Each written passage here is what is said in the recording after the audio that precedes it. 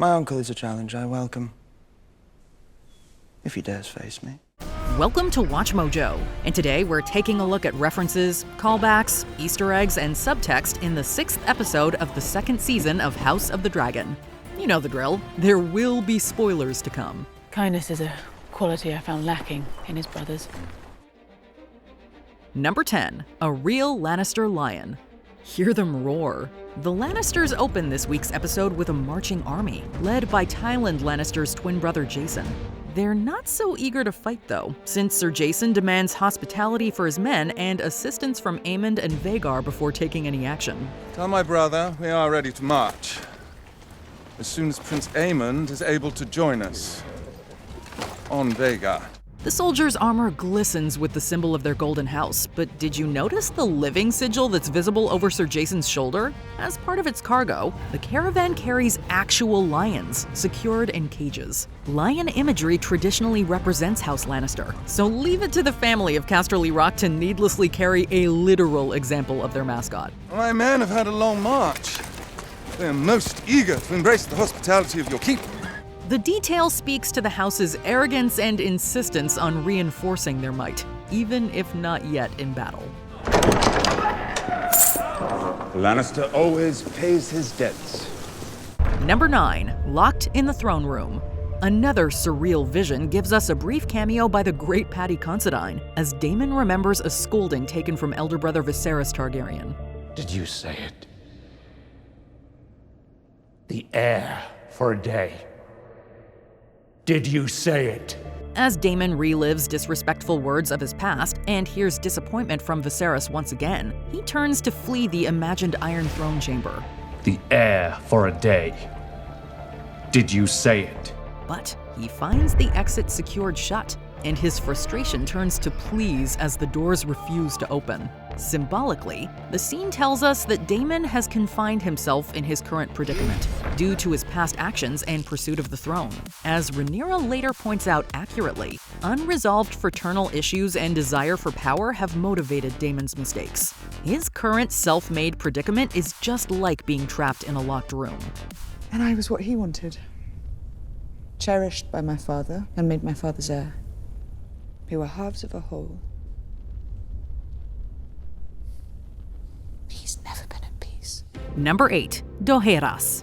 You probably remember Game of Thrones popularizing the phrase Valor Morgulis, which functioned as a season finale title and a commonly repeated sentence. Just give that coin to any man from Bravos and say these words to him.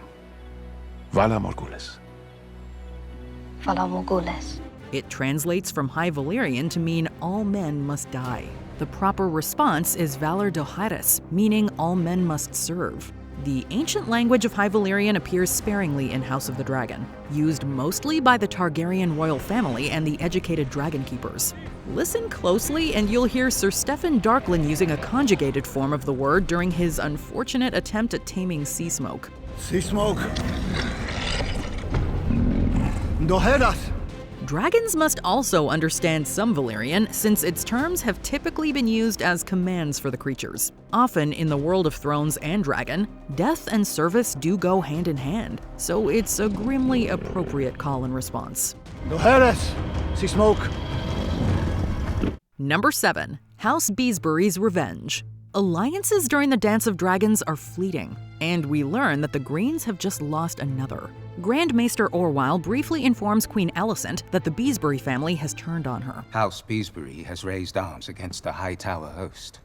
Retribution for their lord's demise. The last Beesbury we saw was Lord Lyman, who met his end at the hands of Criston Cole, and that seems to have catalyzed his family's shifting loyalty. I will have no part. Down! One of the strengths in the Game of Thrones and House of the Dragon writing is the way simple actions can have unexpected ripple effects. We are King Stark and Car Stark. That didn't stop you from betraying me, and it won't save you now. I don't want it to save me. I wanted to haunt you. Robb Stark's beheading of Rickard Karstark, for example, later caused Karstark men to declare for Ramsay Bolton in favor of Jon Snow. Every decision feels dire, since even taking a single life can drastically affect the outcome of war. Number 6, Alys's Owl. When Damon again seeks advice from Alys Rivers, she's joined by an inconspicuous brown owl. Owls can be an auteur's manner of communicating allegory, often indicating that great wisdom should be associated with someone. I need help, Alys. Do nothing now. In 3 days' time, the winds will shift. Throughout A Song of Ice and Fire book lore, owls appear in a few different ways. In A Game of Thrones, Catelyn Stark is escorted to the Eyrie by Maya Stone, a girl who's said to have the eyes of an owl. She, like Alys, is the bastard girl of a noble house. In common Westerosi tongue, the hour of the owl directly precedes the hour of the wolf, or the darkest hours of nighttime. For the night is dark and full of terrors. The night is dark and full of terrors. Its appearance, then, might signify that we're now heading into the blackest part of the story. You will die in this place. Number 5. Blackwater.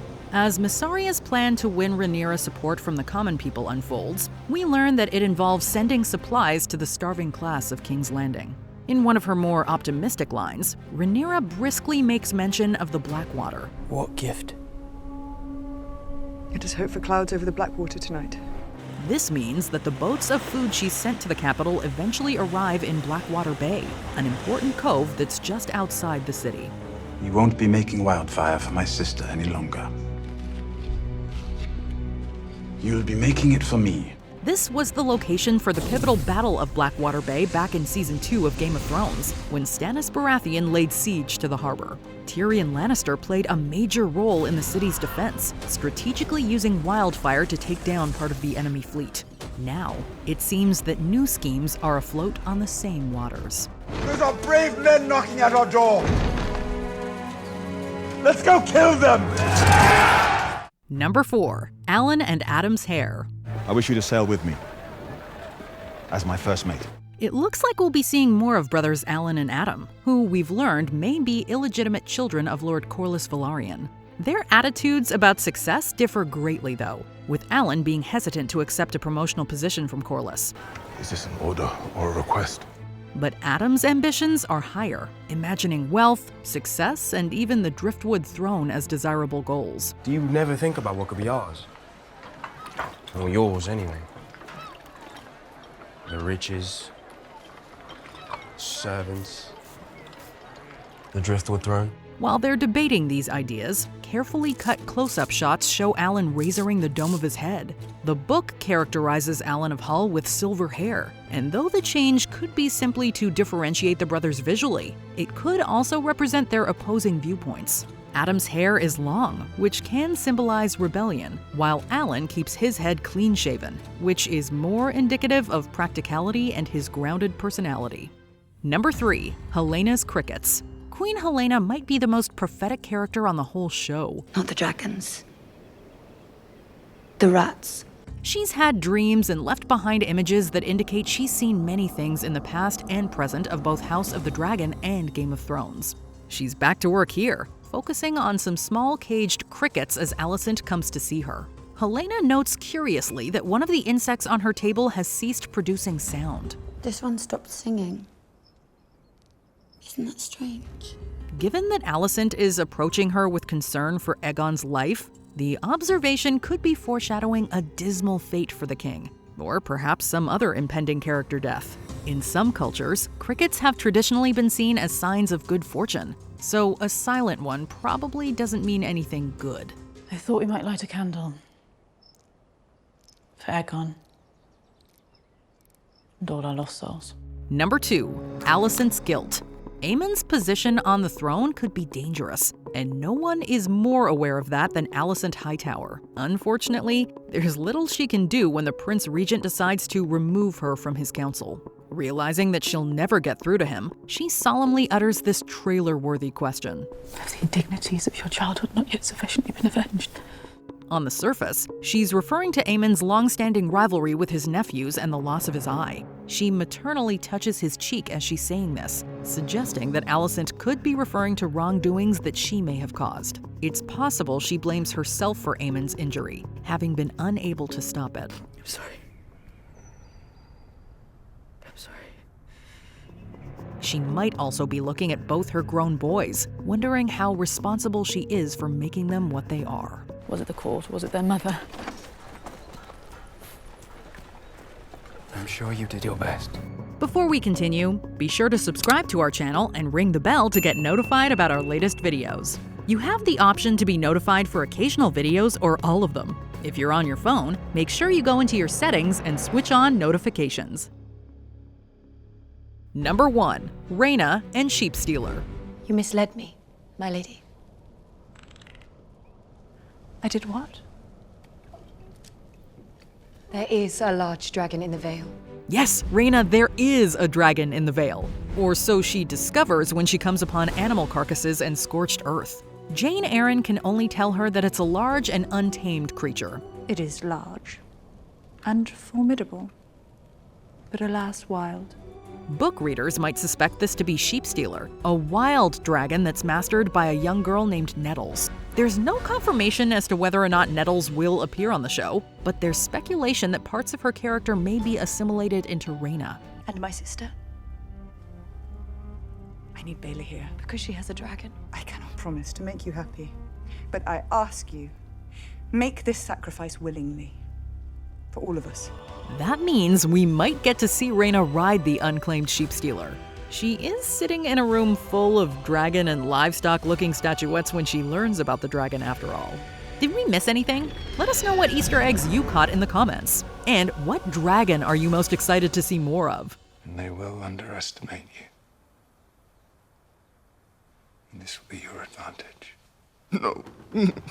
Did you enjoy this video? Check out these other clips from WatchMojo, and be sure to subscribe and ring the bell to be notified about our latest videos.